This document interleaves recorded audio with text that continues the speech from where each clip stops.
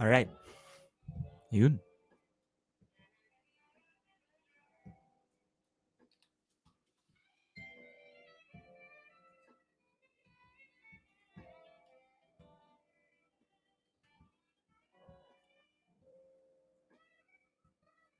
How's everyone doing?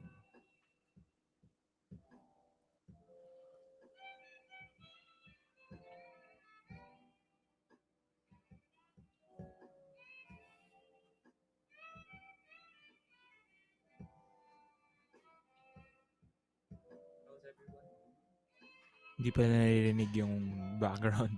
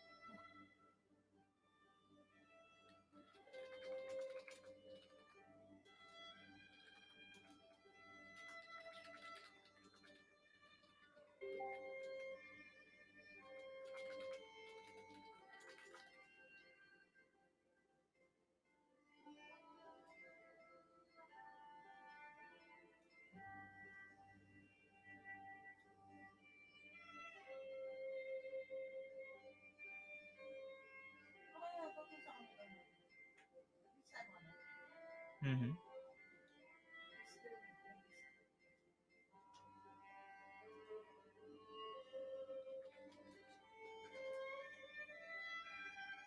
Init. Dapat siguro may electric fan ka. Ewan ko. Kunin mo yung electric fan sa bahay. Tapos pa yung mga yung streaming ka na ba? Mm. Kunin ko gusto mo.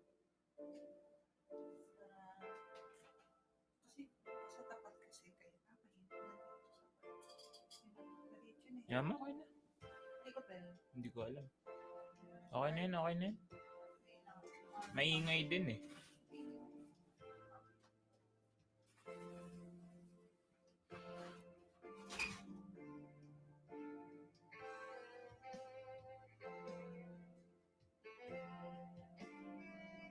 Pag may tanong kayo, just and ask away. No? I'll be changing my strings. Teka, ayusin ko lang yung ano ko. Ang init eh.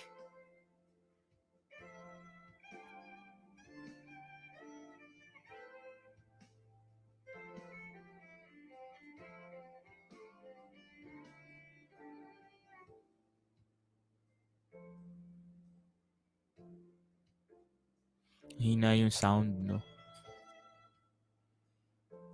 Share. Audio.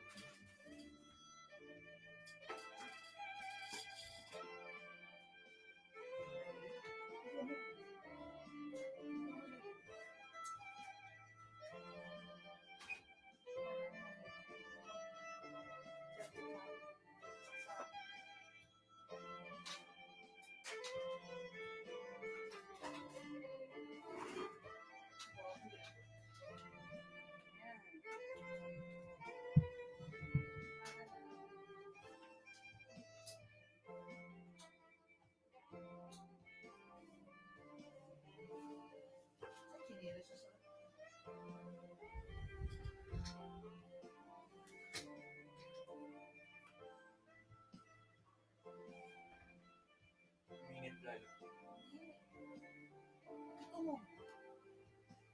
Parang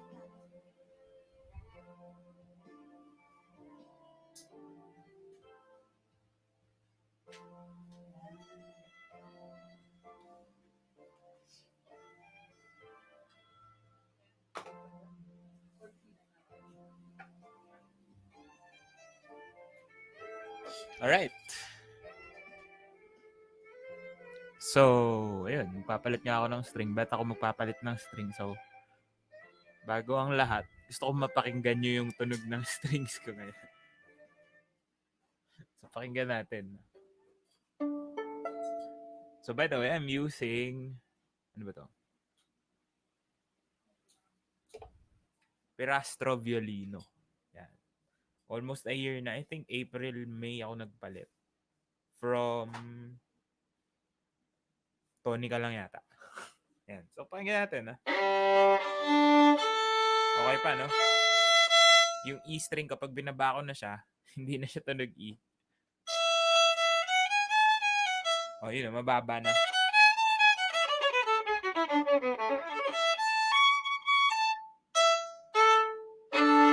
So, yun. Bakit ka magpapalit ng strings? Basically, it's because your tuning stability is not good anymore. No, that's one reason. Siyempre, pangalawa, kapag nagde-deteriorate na yung quality ng strings mo. So, in my case,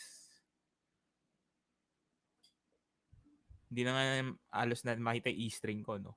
Kinalawang na.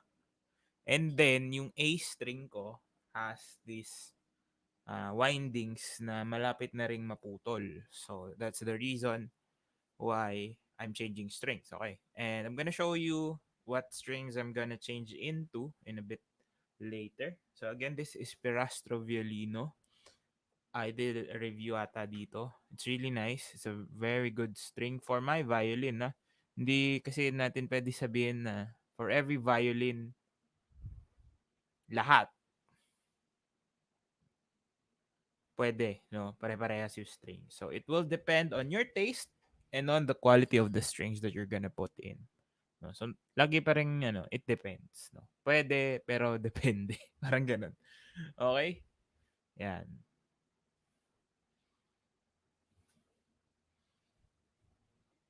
So, let's go. And, papalitan ko na siya. So, yung mga, hindi sanay magpalit ng strings. Maraming factors going into it, no? Na dapat nyo consider when you're changing strings. And then, of course, kung anong quality ng strings yung gusto nyo. Pwede namang hindi kamahalan pero maganda yung tunog. No? May mga ganun namang strings. Actually, in a lot of our experiences, no, not just me, a lot of my friends as well, alam nila yon na kapag mas mahal yung string, it doesn't mean mas mahaba yung buhay niya. It's actually, less yung lifespan. In a way, mas madali siyang pumangit yung sound, no? It's very good pagkalagay mo in around the span of the 2nd to 3rd week to the 6th and to 8th week. Yun, dun yung optimal time to use these strings. No? Kaya kapag nagpapalit during concerts, during recitals, kailangan i-break in mo muna for at least 2 weeks tapos palitan mo na siya after. Or hayaan mo na dun kung wala ka pinaghahandaan. Di ba? So, yun nga. Maximum 3 to 6 months ang mga high quality strings. No? And depende din yun kung gaano ka kadalas gumamit. So ako pinahaba ko lang kasi talagang actually naramdaman ko na yon December, November pa lang. Iba na yung tuning stability niya, no? Pero nag-a-adjust na lang tayo doon. So, yun. Doon yun yung mga reasons kung ba't ka magpapalit. Pero kasi na-foresee ko naman din na wala masyadong tugtog. I just have gigs coming. Hindi ko pa sure kung matutuloy. So, it's time to change, no? Order sana ako ng Dominant Pro, pero sabi ko, ubusin ko muna yung strings ko dito kasi I ordered these strings from Singapore pa. 2 years ago pa yata yung last kasi 2020. Actually, hindi. I had this ship from the US pala. Galing sa cousins ko nung umuwi sila. Last year, bago mag-lockdown. So, ayun. I have these. And what strings am I going to change into is this. Ayan. Infeld Blue. Tomastic Infeld Blue. Baka naman. So, I'm changing to this kasi ito na lang yung last set na available ko. I'll be buying a lot. Siguro mga 3 or 4 na set, ganyan. Pero titignan ko din kasi baka mamaya mag-stock na naman ako matagalan. So, Infeld Blue. It goes well with my instrument, no? Basically, it's a bright sounding string. It's more bright than dominant, syempre. So, dominant yung middle. This one goes brighter. Then, Infeld Red kasi is more of a warm sounding string. And maganda yung response kasi nito. The drawbacks for me were these strings. Actually, everything naman from Tomastic is that durability is quite low. Mabilis talaga siyang masira, no?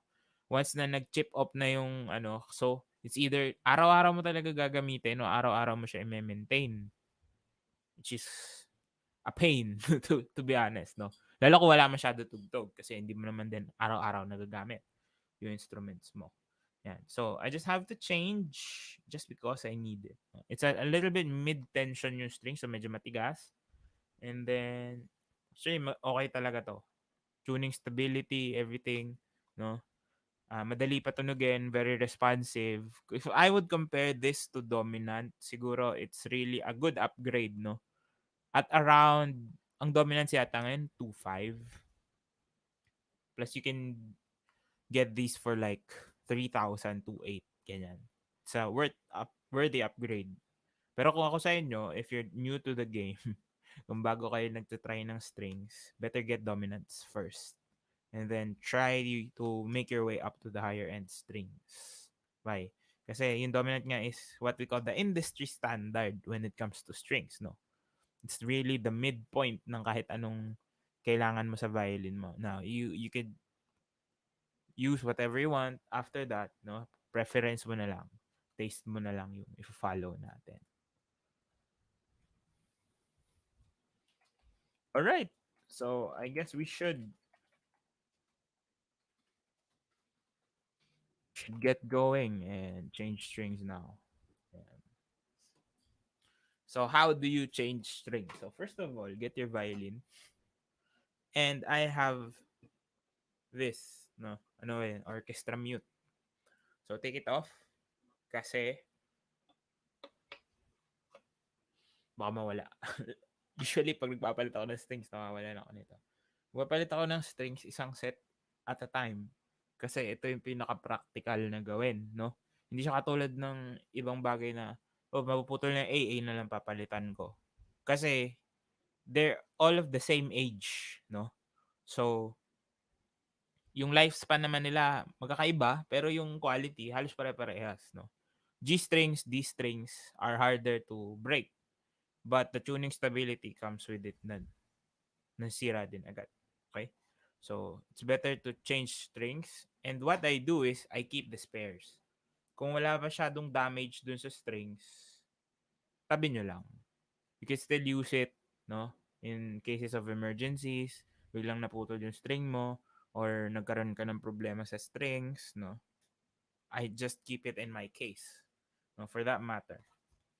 So, where do you start? I start with the outermost strings. So, ayan. Pag binuksan nyo, parang Infield Blue review na rin, no? Apat yon. You get, first one I do is get G. G yung una kong pinapalitan. Kasi, siguro yung mga beginners, ganito yung gagagawa. Tatanggalin nila lahat na strings, madalaglag yung ano, no? Yung bridge, no? Which is bad. So, what you do is take off the outer strings first, and then, kailangan stable lagi. Kailangan ma-stabilize yung tensions para hindi gumagalaw yung ano mo, yung sound post and yung bridge, of course. So, tanggalin mo isa-isa. Pagtanggal, palit.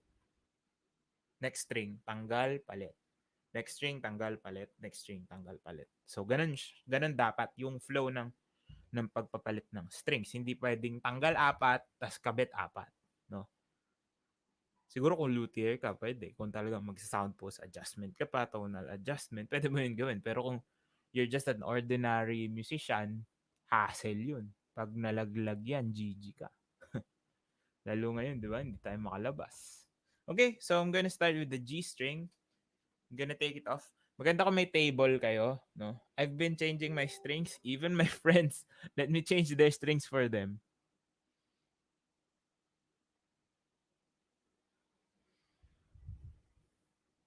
Yun. So, kahit no college ako yung tagapalit ng mga strings nila. Ayan, nasanay na siguro. Ayan. Okay, so take off G. Ngayon, kung medyo loose yung pegs nyo, this is the time to add peg compound or kahit graphite ng pencil. Diba? You can do that. Then, mapapansin nyo, mag-iiba yung intonation ng bawat string. So, huwag nyo munang pansinin yon. Tanggalin nyo muna. And then, get the new one. This one. Tomastic. Pinalo na nila ako sa Instagram. Baka naman. Okay. So, here is my infilled blue. So, paano mo malalaman kung infilled yung string? Usually, sa dominant until infilled blue and red, pare-pareha sila ng ilalim ng ball end. Tapos, dito mo malalaman kung anong klase siya. Purple is dominant. Red, infilled red. Blue, infilled blue. Okay? So, G string is yellow always sa kanila. Sa Tomastic lineup. Now, you can also relubricate yung yung gap na nabuo ng ng strings nyo sa bridge, no? And then of course, papasok mo to sa loob ng peg hole. Pag na-shoot mo na siya, make sure nakalabas siya sa kabilang dulo. At least siguro 1/4 inch. Tapos tighten. Okay? Hinihila ko siya pa ganito just to make sure na tama yung trajectory or yung straightness niya.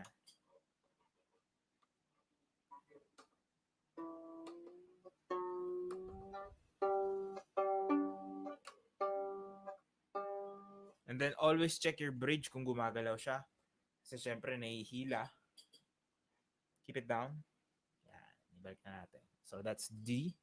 Then what I do with my old string is pinupulupot ko siya, hindi ganun ka-tight on itself para pwede mo pa siya magamit.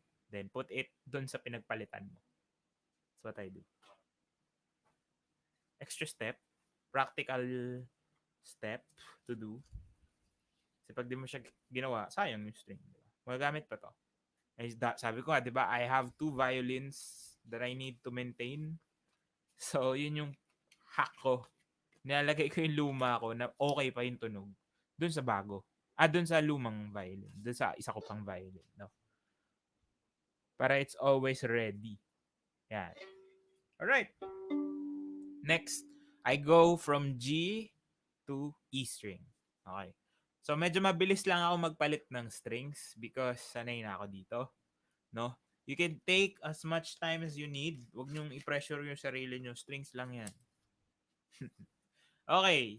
This is the fun thing. Gustong-gusto ko talaga sa Tomastic. Yung, ito maliit na to. Ayaw niyo mag-focus. The plastic. Kung ano man tawag dyan. Kasi, yun yung tumutulong. Ramdam na ramdam ko yung difference nila. Ang lambot ng infilled blue compared to violino. No? But we'll see, mamaya testing natin yung response. So, gusto ko yon kasi mas makapal yung plastic na yan sa Tomastic versus sa Perastro. Okay. Sa ibang strings, walang ganun. Sa Perastro, manipis na manipis lang. I'll show you. Okay. With this one, sa E string natin, which is Perastro Violino. E string. Marami pa akong E string, pero hindi ko muna gagamitin. Siguro pag nag-dominant ako. This one, ayun manipis lang siya. So, prone to breakage. I don't think I need to keep this kasi marami pa akong spare E's. Tsaka kalawang na siya. So, malamang di na to, di na to magagamit. So, I might throw this away. No? Mamaya, tapon natin. Now, ito yung sinasabi ko, 'di ba, ang kapal nung plastic end na 'yan. And ito, a lot of people think na hindi mo na kailangan gamitin 'yan. You can or you may not use it. Pero kasi pag di mo siya ginamit, aalog-alog siya sa strings mo. So by the way, I have what do you call this? A fine tuner, pero ball end siya. So ball end pa rin. And before that, kung gusto mo kuskus-kuskusin, ayan, medyo may ano na eh, madumi. So you can use alcohol, wag niyong tutubigan, or just wipe it clean. Kumapit yung ano eh, yung residue. Ayan, madumi. Of course, keep your instruments clean at all times. Not just when changing strings. As much as possible, every time you use it, wipe it down. With a clean cloth, microfiber towel, or whatever. Yan. So, medyo matagal na rin to. Almost a year. Siyempre, nililinis ko, pero ganyan talaga. Dudumi siya. Sometimes you need to take it to your luthier para mabigyan ng cleaning, no? Pero if it's still relatively new, hindi naman kailangan. So just do whatever you need to do to keep it clean. Yan. Okay. The next, we put it in. Ball into our fine tuner. No? Lagay nyo sa table. Set nyo ng ganyan. Mas okay. Mas madali. Sanay na kasi ako ng ganito. And then, pasok mo lang sa taas. And by the way, your winding should always come out straight. Diretso ha. Huwag nyo igigilid-gilid. And then, follow the line of the string. Okay?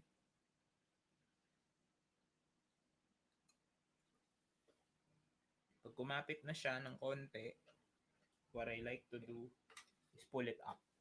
So, I pull it. Yan. Dito na pumapasok yung plastic cap na yan. So, you want it on the bridge, pero nakalausli siya ng mga 1 millimeter. Yan, nakaganyan. Hindi po siya sa gitna kasi hindi mo magagamit yung strings, no? And babagsak yan. It will fall into place.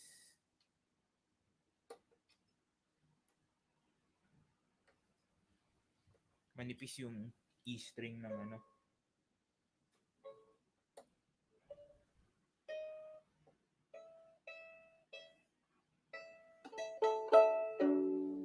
So, ayun, mapapansin nyo, bababa, aangat-angat yung string. So, you just use whatever you need. Tune nyo siya.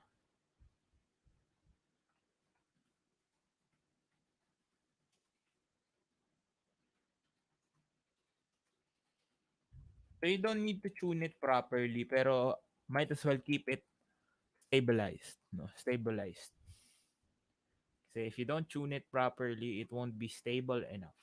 No? So, pwedeng gumalaw-galaw. You know?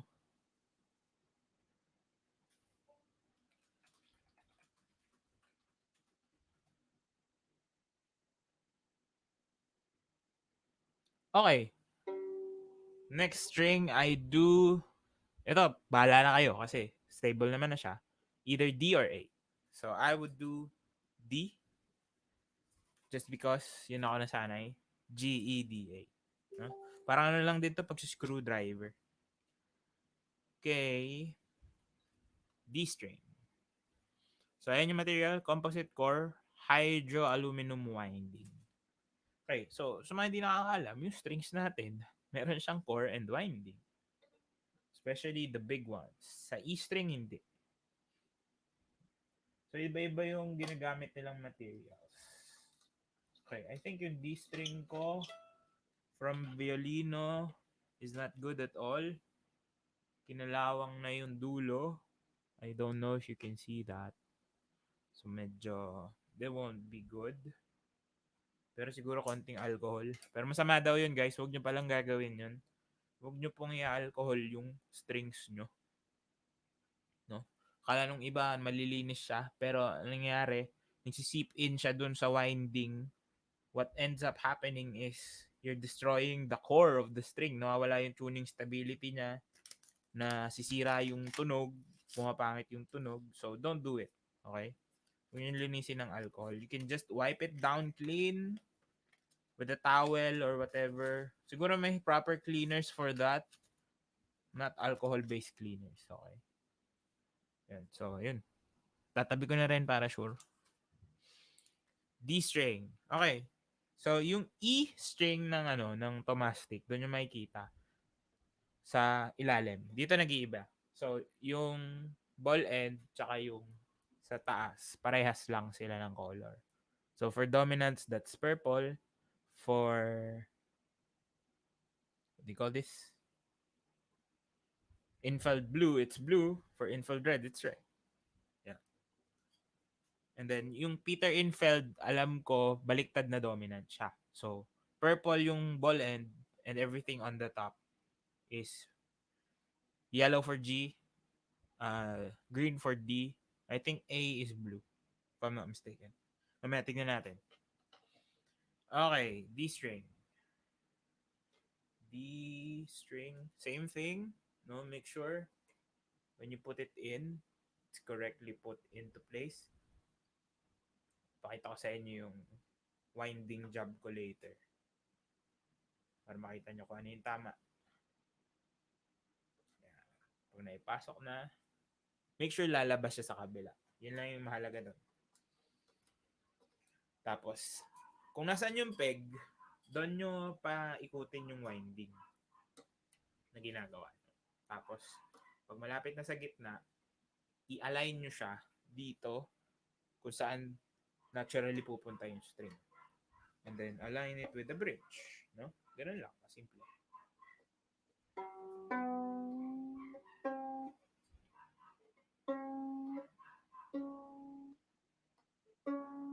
Lambot niya. Lambot. Yes. I haven't used this in a while. 1 year na. Mahigit. Alam ko infield blue yung pinagpalitan ko eh. But I had this opportunity to use violino. One of my favorite strings that I personally used just this 2017. Yun.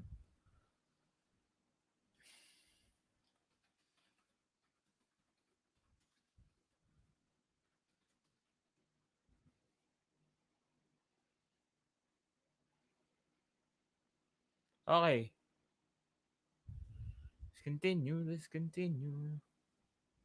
So, napalitan na natin G, D, and E. Yung A na lang. So, tuning stability-wise, hindi pa siya matutune ng tama ngayon.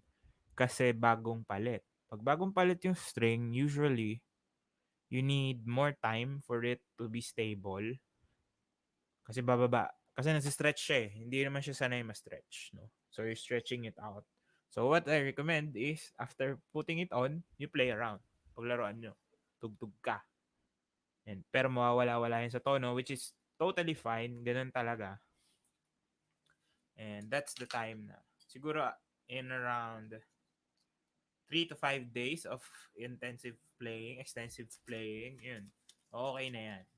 Tono na siya ng tama.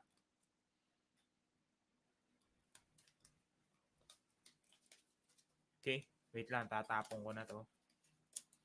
E string. Bye-bye, E. Okay, and the last one, A.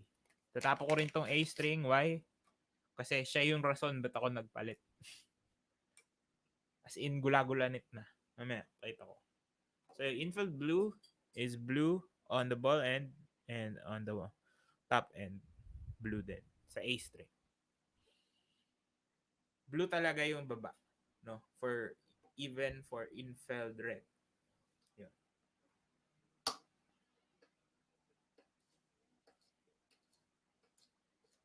Same thing, tanggalin mo. Make sure to loosen it up.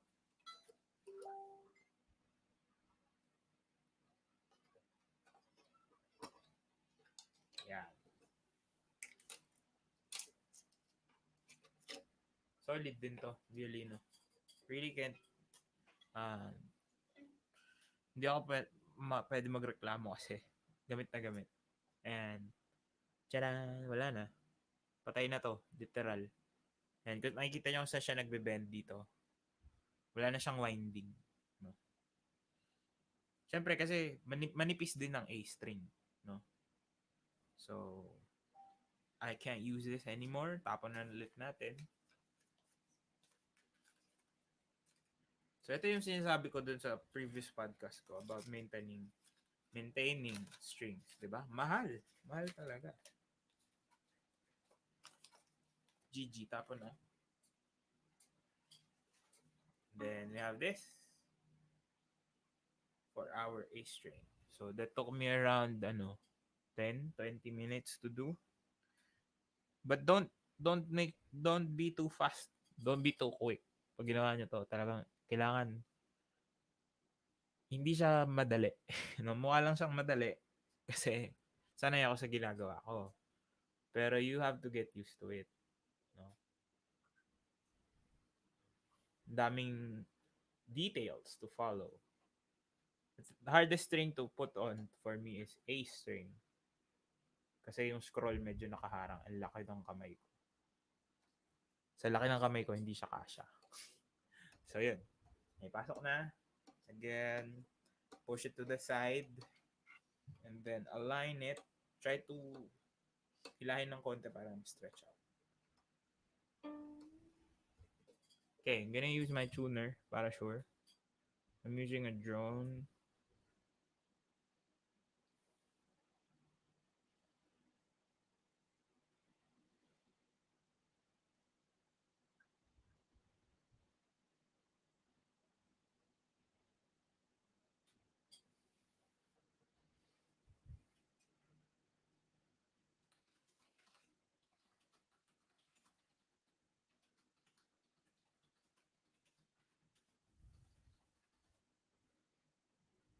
Okay, wait lang ha.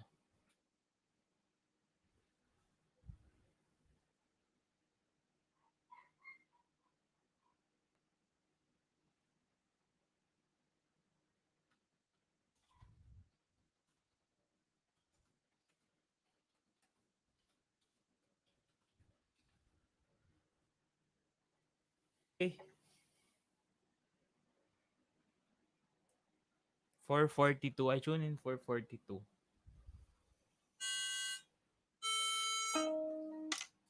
Me.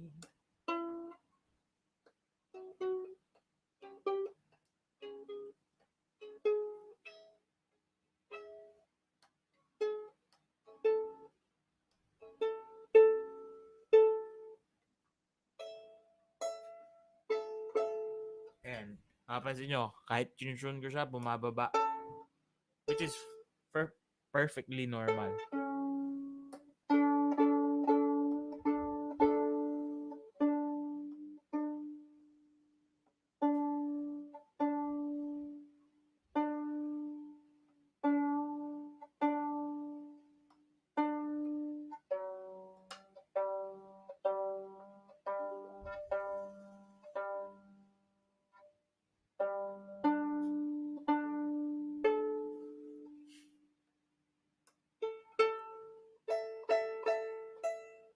Okay. Ayun. Ganda. Ganda. Sa una, magtutunog lata kasi hindi pa niya alam na string siya. Alam niya lang bakal siya. Lakas. Ganda yung response.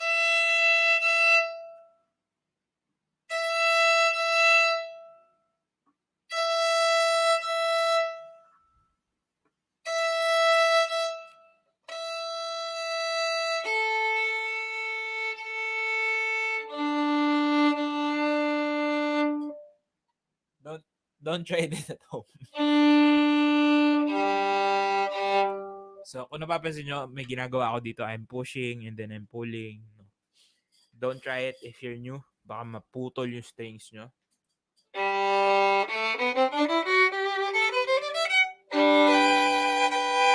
Nice. Okay, I haven't had good strings in a while. Yan. Tapos na. No? Around 20 minutes to change.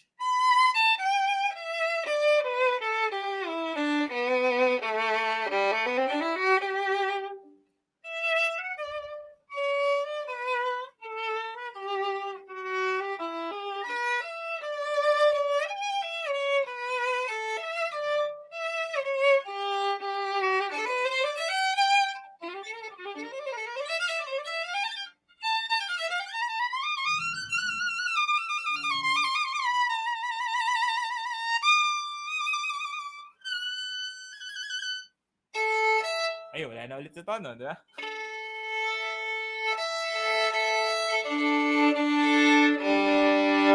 Ganun talaga. Mawawala talaga siya sa tono. Tapos yan, kailangan mo ibalik. So that's the way you need to tune your strings after changing. Okay? Siyempre, babalik natin yung orchestra mute. So, bakit ba ako meron nito? Kasi natutug tayo sa orchestra.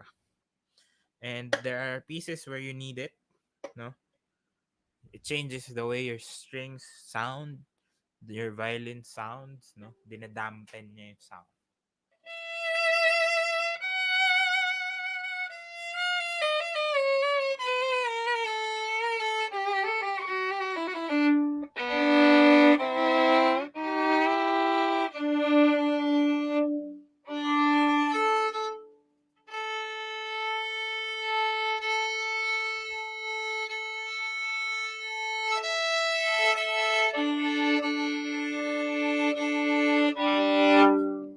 Okay, guys. Thank you for tuning in. May questions ba tayo?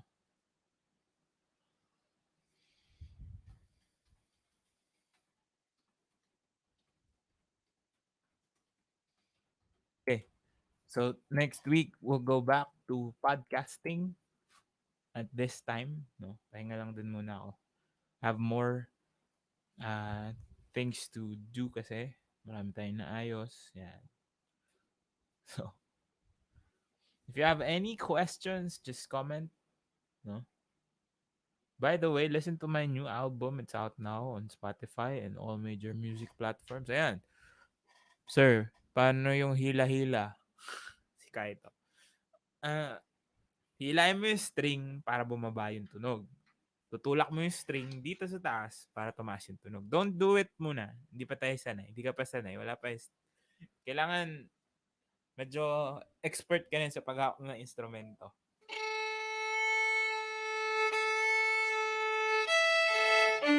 Nakita mo, wala pa rin sa tono. So, pag di ko na siya nakukuha doon, dito ko lang gagalawin sa peg.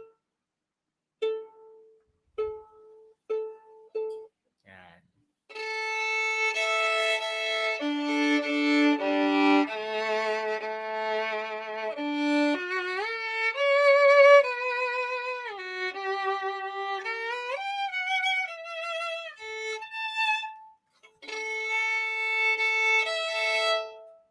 Yan, bumababa talaga siya, no?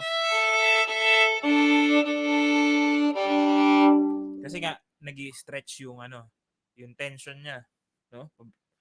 We need to stretch it out for it to work. Kasi kung hindi siya gagana. Yan. So, kaya gumaganda yung sound niya. So, sa first week, parang wala lang, no? Parang tunog lata pa yan, gano'n.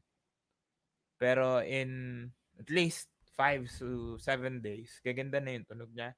As long as you're consistent with working on it. Pag di ka consistent kasi, syempre, hindi siya mag-straighten up agad. Kailangan haharabasin mo kung tawagin namin, no?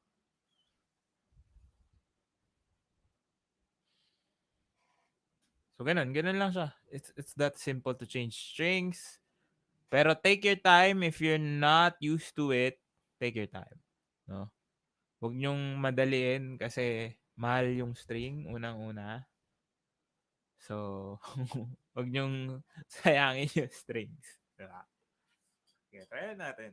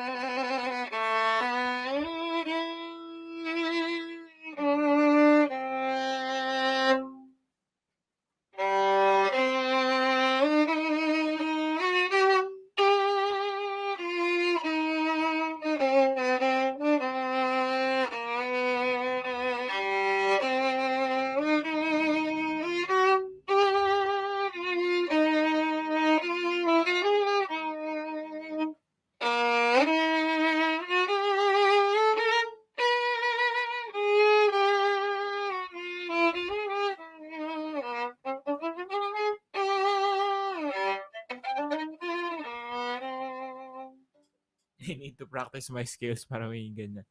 You need to practice scales and bowing. Tandaan nyo, lahat ng ginagawa natin sa violin involves bowing.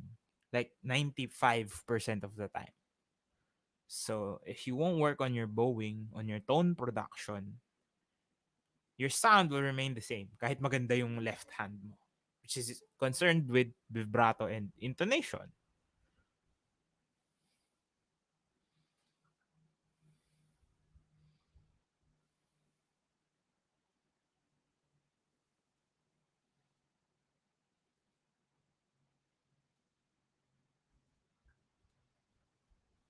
Yeah. Okay. Any other questions, guys?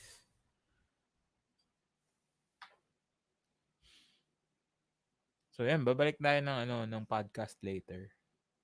Or next week, sorry.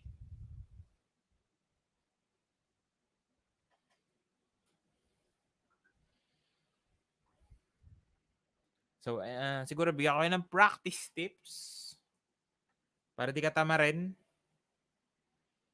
Huwag mo itabi yung violin mo.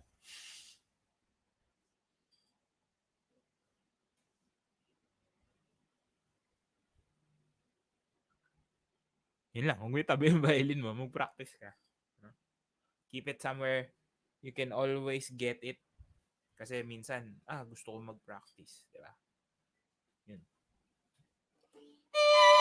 And then, kung tinatamad ka naman mag-practice, kunin mo lang and just play. How long should I practice my scales? Don't ask questions about how long kasi that is quantity based, no? Hindi mo masasabi.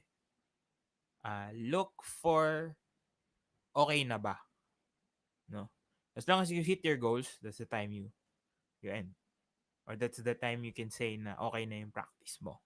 You should have daily goals, kumbaga. So, kung ganito, at this speed, dapat maganda yung tuning ko, ganun. So, yun yung isip nyo. Nade-drain ka kasi, di mo alam kailan ka hihinto. Pag maganda na yung tunog mo. Di ba? If you see, hear, or notice any improvement in yourself, okay na yon. For me, ganun. Konti man yun, pero kailangan na lock-in mo yon within that span of practice. Na lock-in mo yung improvement na nakuha mo. No? Kasi kung isang oras ka man mag-practice tas wala namang nag-i-improve, you might be doing something wrong. So always think about the goal that you want to attain and you work with that goal. Yun lang. Alright, I guess that's it, guys. Maraming salamat sa pagtutok. You can rewatch this, no? Marami kayong mapupulot. And how I change strings, basically. Baka pag may dominant pros na, tignan natin kung makapag-review. Kasi sayang naman kung papalitan ko, di ba? Baka pag may dominant pros na, palitan ko to, lipat ko sa kabilang violin. Maamo rin naman yung violin ko na yun sa Infeld Blue. But I prefer Infeld Red doon. Yeah. Alright. Wala na ulit sa tono, di ba?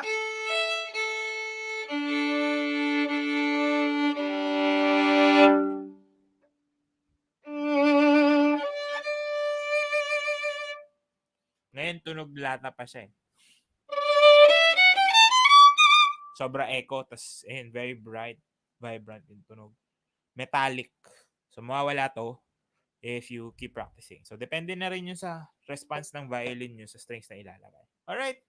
So, may student ako ng 4. So, I have to leave you guys. Maraming salamat ulit.